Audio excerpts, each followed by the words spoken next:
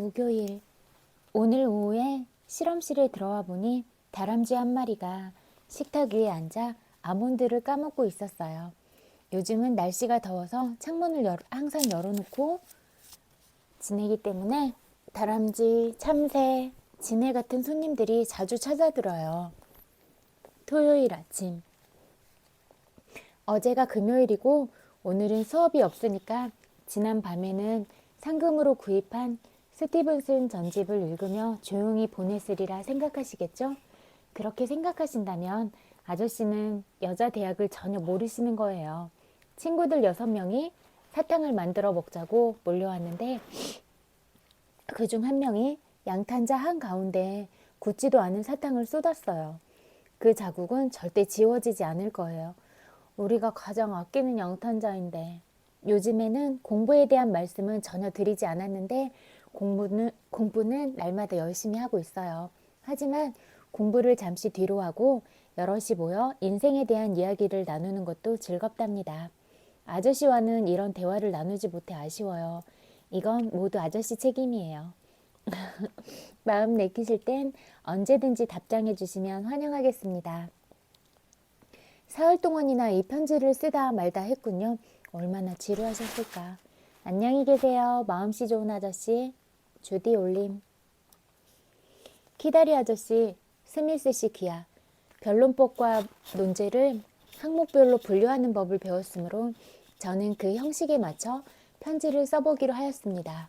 이 편지에는 필요한 사실은 모두 담겨져 있지만 불필요한 말은 한마디도 없습니다. 1. 이번 주에 2과목의 필기시험을 치렀음. 가 화학, 나 역사. 2. 새 기숙사를 짓고 있음. 가 재료, 붉은 벽돌, 회색돌. 나 수용 인원, 사감 1명, 강사 5명, 학생 200명, 관리인 1명, 요리사 3명, 여급 20명, 방청소 담당 20명. 3. 오늘 밤 디저트로 정킷, 우유를 응고시켜 만든 달콤한 제품을 먹었음. 4. 섹스피어 희곡에 대해 특별 논문을 쓰고 있음. 5. 오늘 오후 루 맥마은이 농구를 하다 미끄러져 넘어짐. 가 어깨뼈 탈골. 나 무릎 타박상. 6.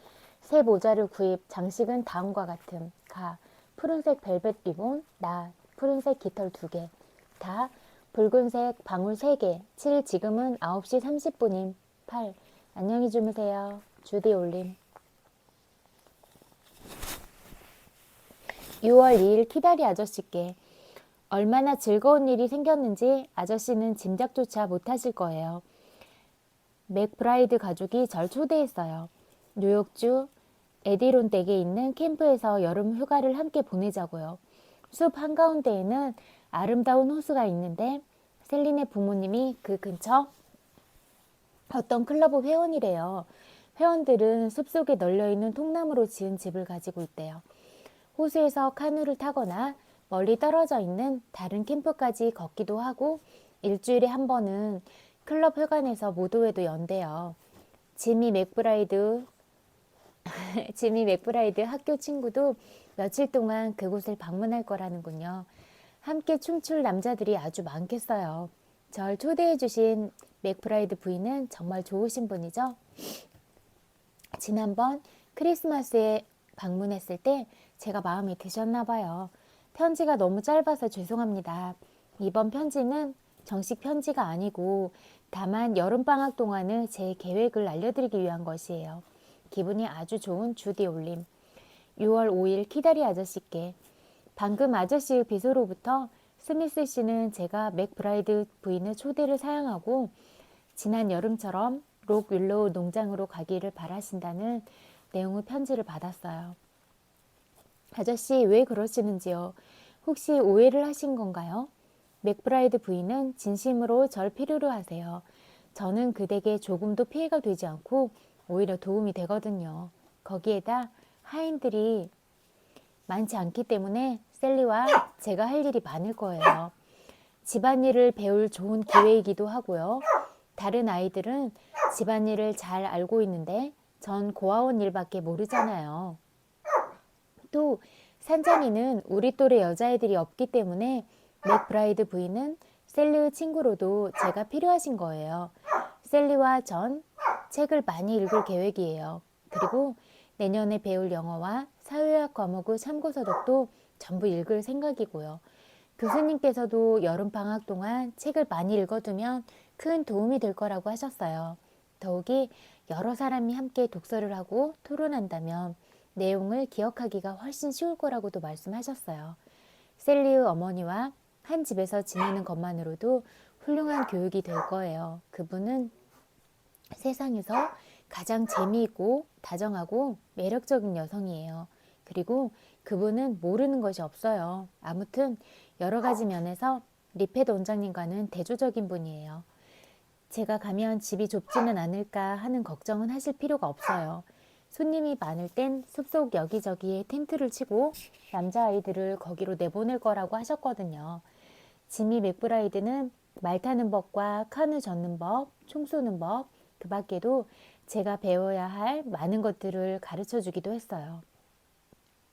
어떻게 재미있고 아무런 걱정 근심 없이 보낼 수 있는 시간을 가진다는 것은 저한텐 처음이에요. 여자아이라면 평생 한 번쯤은 이런 시간을 가져보는 것이 좋다고 생각해요. 물론 전 아저씨 말씀을 따르겠지만 아저씨 부탁이에요. 제발 가게 해주세요. 제가 이렇게 간절히 원한 적은 한 번도 없었잖아요. 이 편지를 쓰고 있는 사람은 장차 위대한 작가 제루샤 에벗이 아니라 그저 평범한 소녀 주디라는 걸 생각해 주세요. 6월 9일. 존 스미스 씨 귀하. 7일에 보내는 지시는 잘 받았습니다. 디서를 통해 받은 지시대로 저는 다음 주 금요일에 록 윌로우 농장으로 떠나겠습니다. 제루샤 에번 양 올림. 록 윌로우 농장에서 8월 3일. 키다리 아저씨께 편지를 드린 지도 벌써 2달이 가까이 되었군요. 이러면 안 된다는 걸 알지만 올 여름엔 아저씨를 별로 사랑하지 않았어요. 전 너무 솔직해서 탈이죠. 맥브라이드 가족의 초대를 포기해야만 했을 때의 실망감이 얼마나 컸는지 아저씨는 모르실 거예요. 물론 아저씨는 제 보호자이시니 무슨 일이든 아저씨의 뜻을 따라야 한다는 건 저도 알아요. 하지만 무슨 이유로 그러시는지 알 수가 없었어요. 제게는 다시 없을 기회였는데 만약 제가 아저씨고 아저씨가 주디라면 전 잘됐구나 얘야. 가서 즐거운 시간을 보내도록 해라. 새로운 사람들도 많이 만나고 새로운 것들도 많이 익혀야 한다.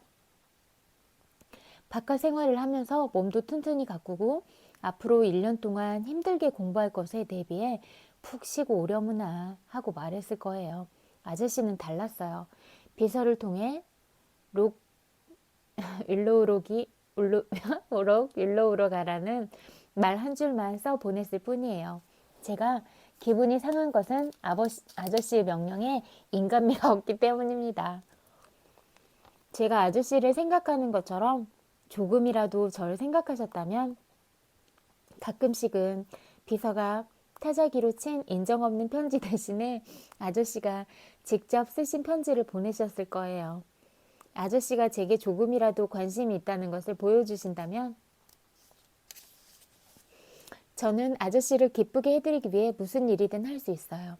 어떠한 답장도 기대하지 말고 오직 저만 자세하고 긴 편지를 써야 한다는 것도 알고 있어요. 아저씨는 약속을 잘 지키고 계시지만 저는 그렇지 못하다고 생각하시겠죠? 저는 아저씨의 도움으로 학교를 다니고 있으니까요. 하지만 아저씨, 그 약속은 정말 지키기 어려워요. 전 몹시 외로워요. 제가 좋아할 사람은 아저씨밖에 없는데 아세요?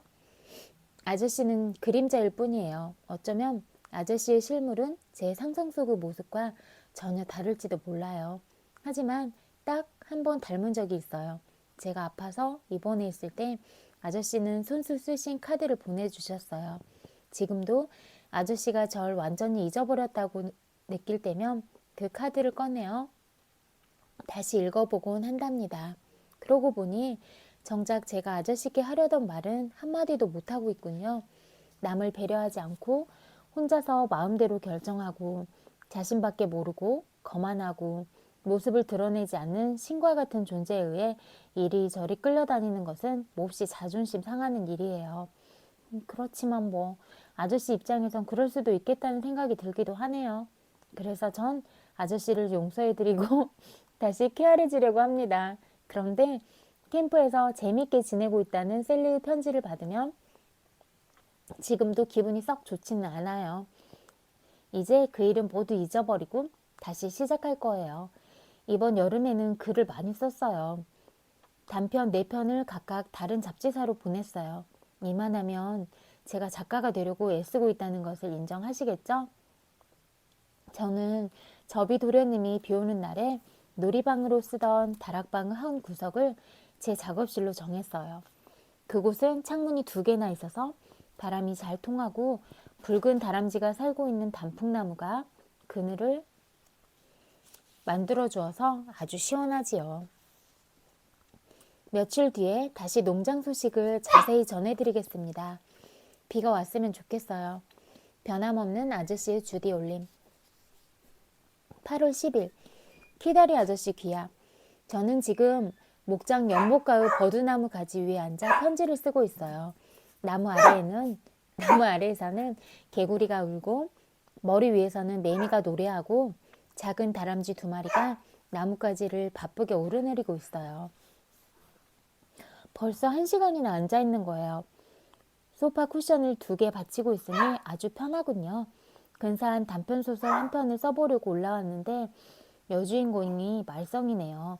제가 원하는 대로 잘 그려지지가 않아요. 그래서 소설은 잠시 접어두고 편지를 쓰고 있는 거예요. 하지만 그다지 큰 위안은 안 되는군요. 아저씨도 제 마음대로 할 수 없으니까요. 삭막한 도시 뉴욕에 살고 계시는 아저씨께 산들바람이 불고 따사로운 햇살이 비치는 이 아름다운 경치를 한 장면이라도 보내드릴 수 있다면 좋으련만 일주일 동안 비가 온 뒤의 개인 시골 풍경은 그야말로 천국입니다. 천국이라니 생각했는데 제가 작년 여름에 말씀드렸던 켈로그 씨를 기억하세요? 코너스에 있는 작은 하얀색 교회의 목사님 말이에요. 그 가엾은 노인은 작년 겨울에 폐렴으로 돌아가셨어요. 저는 그 목사님의 설교를 6번이나 들었기 때문에 그분의 종교관을 잘 알게 되었어요. 그분은 처음에 가졌던 종교관을 마지막 순간까지 그대로 지켰어요. 47년간 한순간도 흔들리지 않고 한결같은 믿음을 가지셨던 분이니까요. 이제는 천국에서 금관을 쓰고 하프 연주를 듣고 계시겠죠? 그렇게 되실 거라고 믿어요. 켈로그 목사님 대신 젊은 목사님이 한 분 새로 오셨어요. 그런데 신도들은 이 목사님을 신뢰하지 않는 것 같아요. 특히 커밍스 집사님 편의 사람들이 심해요. 머지않아 교회 내에 분열이 일어날지도 모르겠어요. 이번 주는 내내 비가 내려서 저는 다락방에 박혀 독서에 열중했어요. 주로 스티븐슨의 작품을 읽었지요. 스티븐슨은 자기가 쓴 책에 나오는 어떤 인물보다도 더 재밌는 사람이에요. 아마 자신을 주인공으로 한 이야기를 썼더라도 성공을 했을 거예요. 아버지가 유산으로 남긴 1만 달러로 배를 한 척 사서 남태평양으로 항해를 떠나다니 정말 멋진 사람이죠. 그 사람은 자신의 모험 정신에 충실했어요. 만일 저도 같은 조건이었다면 그렇게 했을 거예요. 스티븐슨이 말년을 보냈던 베일리마를 생각하기만 해도 저는 가슴이 뛴답니다. 열대지방에 가보고 싶어요. 아니, 전 세계를 다 돌아다녀 보고 싶어요. 제가 위대한 사람이 된다면 꼭 그렇게 할 거예요. 전 정말 심각할 정도로 방랑벽이 있거든요. 지도를 보기만 해도 우산을 들고 떠나고 싶어진다니까요. 죽기 전에 종려나무와 사원을 볼 것이니라. 목요일 황혼 무렵 지금 현관 계단에 앉아 아저씨께 편지를 쓰고 있어요. 편지에다 무슨 소식을 전한다는 게 쉬운 일은 아니에요. 주디는 요즘 아주 철학적이 되어서 일상의 사소한 일보다는 주로 세상 전체에 대한 일에 관심이 많아요. 하지만 아저씨께서 꼭 듣고 싶으시다면 알려드리지요. 지난 화요일 새끼 돼지 9마리가 개울 건너로 도망갔는데 8마리만 돌아왔어요. 괜히 누군가를 의심하고 싶진 않지만 과부 다우드 아주머니 집에 전보다 한 마리가 더 있는 것 같아요. 이버씨는 헛간과 지하실을 밝은 호박색으로 칠했는데 보기가 별로였어요. 그러나 아저씨는 그 색이 오래 간다며 만족해 하셨어요. 브루어씨 댁에는 이번 주에 손님이 오셨는데 오하이오에서 오신 브루어 부인은 언니와 조카 2명이에요. 로드 아일랜드 레드종 닭 한 마리가 15개의 알 중에서 겨우 3마리만 부화시켰어요. 무슨 문제가 있었는지는 모르겠으나 제 생각에 아일랜드 레드종은 그리 좋은 품종은 아닌 것 같아요. 버프 오핑턴 종이 더 나아요. 보니리그 사거리에 있는 우체국의 새로 들어온 직원이 창고에 있던 $7어치나 되는 자메이카 진저라는 술을 다 마셔버렸다는군요. 아이라 해치 영감님은 류머티즘에 걸려 더 이상 일을 못하시게 됐어요. 영감님은 벌이가 좋을 때 저축을 해두지 않아서 지금은 마을 사람들의 도움으로 겨우겨우 살아간대요. 다음 주 토요일 저녁 마을 학교에서 아이스크림 파티가 있어요. 가족과 함께 오라는군요. 25센트를 주고 모자 하나를 샀어요. 이 그림은 최근의 제 모습입니다. 건초를 긁어 모으러 가는 중이죠. 이제 너무 어두워져서 글씨가 안 보여요. 하긴 더 이상 알려드릴 소식도 없어요. 안녕히 주무세요. 주디 올림. 금요일. 안녕히 주무셨어요? 반가운 소식이 있어요. 무엇일까요? 록윌로우 농장에 누가 오는지 아저씨는 절대 못 맞히실 거예요. 샘플 부인 앞으로 펜틀턴 씨가 편지를 보냈어요. 펜틀턴 씨는 버크셔 일대를 자동차 여행 중이신데 너무 피곤해서 농장에서 조용히 쉬고 싶다고 하셨답니다. 그리고 아무 때나 가도 3주일쯤 묵을 수 있겠느냐고 물으셨대요. 오시게 되면 이 농장이 얼마나 편한 곳인지를 알게 될 거예요. 그래서 우린 대청소를 하고 커튼도 다 빨았어요. 야단 법석이었죠. 저는 오늘 현관에 갈 기름 헝겊과 거실과 층계 뒤를 칠할 갈색 페인트 2통을 사러 코너스에 갈 거예요. 내일은 다우드 부인이 와서 유리창을 닫기로 하였고 때가 때인 만큼 새끼돼지에 대한 의심은 당분간 접어두기로 했어요. 아저씨는 우리가 이렇게 수선을 떨고 있으니까 평소에는 집안이 깨끗하지 않을 거라고 생각하실지 모르겠지만 그렇진 않아요. 샘플 부인은 부족한 점은 있지만 그래도 주부로서는 나무랄 데 없는 분이에요. 하지만 아저씨, 남자들이란 원래 그런가요? 그분은 도착일자가 오늘인지 아니면 앞으로 2주가 될지에 대해서는 아무런 말씀도 하지 않으셨어요. 오실 때까지 내내 가슴 졸이며 기다려야만 하는 처지인 거죠. 만일 빨리 오시지 않으면 대청소는 다시 한번 더 해야 할지도 모르겠어요. 이마 사이가 아마 사이가 아래층에서 그루버가 끄는 사륜마차를 대기시켜 놓았어요. 저 혼자서 마차를 몰고 갈 거예요. 아저씨께서 늙은 그루버를 보신다면 제 안전에 대해선 염려하지 않으셔도 될 거예요. 가슴에 손을 얹고 작별을 고합니다. 주디 올림. 출신 마지막 말이 멋지지 않아요? 스티븐슨을 그래서 따온 거예요. 토요일. 다시 한번 안녕히 주무셨어요? 어제 집배원이 왔을 때 이 편지를 봉해놓지 않아서 이렇게 덧붙이게 됐어요. 여기에서는 하루에 한 번 12시에 우편물을 받아볼 수 있어요. 이곳의 집배원은 우리에게 얼마나 고마운 사람인지 몰라요. 필요한 물건을 사다주는 심부름도 해주거든요. 심부름 한 가지 5센트예요. 어제는 집배원이 제게 구두끈과 콜드크림 한 통, 모자를 새로 사기 전에 햇볕에 타서 콧등이 다 벗겨졌거든요. 그리고 푸른 넥타이와 검은 구두약을 사다 주었는데 로드에서 10센트만 받았어요. 또 한 번에 많이 해서 특별히 싸게 해준 거예요. 또 집배원은 세상 일도 알려주기도 해요. 구역에 일간신문을 구독하는 사람이 있으면 배달하는 동안 신문을 다 읽고는 신문을 보지 않는 사람들에게 소식을 전해주는 거죠. 그러니 만일 일본과 전쟁을 시작했다든가 대통령이 살해당했다든가 아니면 록펠러 씨가 존 그리어 고아원에 100만 달러를 기부한 일이 있더라도 아저씨는 일부러 제게 편지를 보내실 필요가 없어요. 어떻게든 제 귀에 들어올 테니까요. 저비 도련님에게선 아직 아무런 소식이 없어요. 집이 얼마나 깨끗한지 아저씨께 보여드리고 싶군요. 그분이 빨리 오셨으면 좋겠어요. 저는 누구든 얘기를 나눌 사람이 필요하거든요. 솔직히 말씀드리자면 샘플 부인은 좀 따분해요. 이야기는 많이 하지만 그 속에 자기 생각이 들어있지 않아요. 이것이 이곳에 사는 사람들의 공통점이에요.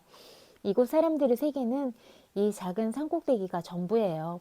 이 사람들은 자기가 살고 있는 세계밖에 몰라요. 그런 점에서는 존 그리어 고아원과 같다고 할 수 있지요.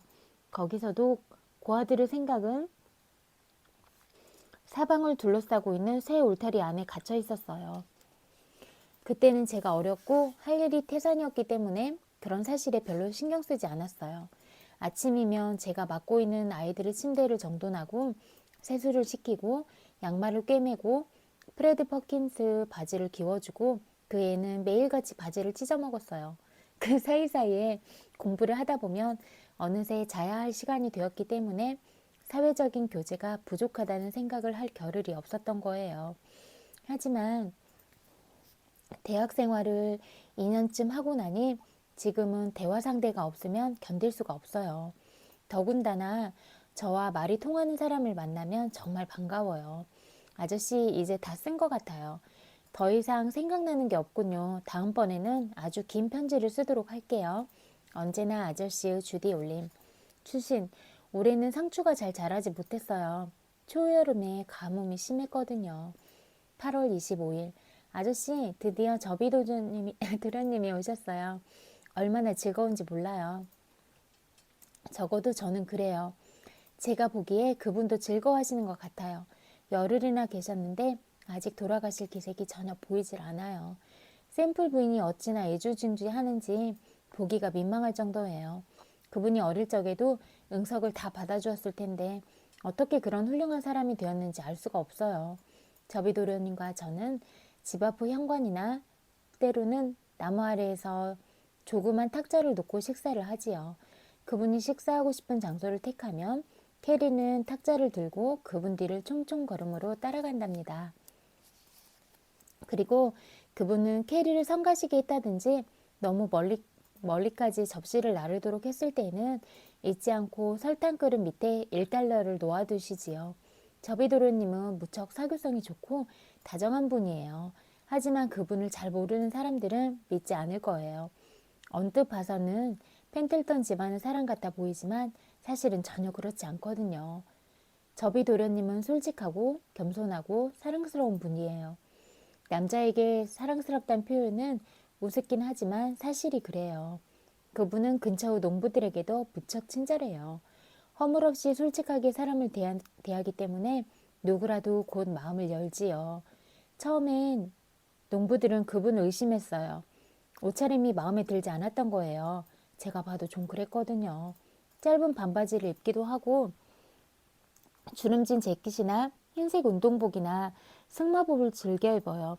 저비도련님이 새 옷을 입고 1층에서 내려올 때마다 샘플 부인은 자랑스러운 듯 환하게 웃으며 이리저리 찬찬히 살펴본 뒤 자리에 앉을 때마다 조심하라는 당부를 한답니다. 부인은 저비도련님 옷에 먼지가 묻을까봐 몹시 걱정이 되는 눈치였어요. 그러면 그분은 귀찮다는 듯이 샘플 부인에게 이렇게 말씀하시지요. 리지 가서 일이나 보세요. 그만 좀 하시고요. 나는 이제 어른이에요. 그렇게 몸집이 크고 키가 큰 분이 아저씨만큼이나 크세요. 샘플 부인은 무릎에 앉아 세수를 했다고 생각하면 정말 우스워요. 특히 부인의 무릎을 보면 얼마나 우스운지. 샘플 부인은 지금 살이 쪄서 무릎이 2겹이고 턱은 3겹이거든요. 하지만 저비도르님의 말씀으로는 부인이 옛날에는 마른 데다가 얼마나 날랬는지 자기보다 더 빨리 달렸대요. 재밌는 일도 많았지요. 우리는 함께 시골길을 걷기도 했고 저는 새의 깃털로 작은 낚시를 만들어 물고기를 낚는 묘한 방법도 배웠어요. 그리고 소총과 권총으로 사냥하는 법도 배우고 말 타는 법도 배웠어요. 그루버는 늙었지만 아직도 기운이 펄펄해요. 그루버는 사흘 동안 귀리를 먹였거든요. 송아지를 보고는 깜짝 놀라 뒷걸음질 치더니 저를 태운 채 달아나기도 했어요.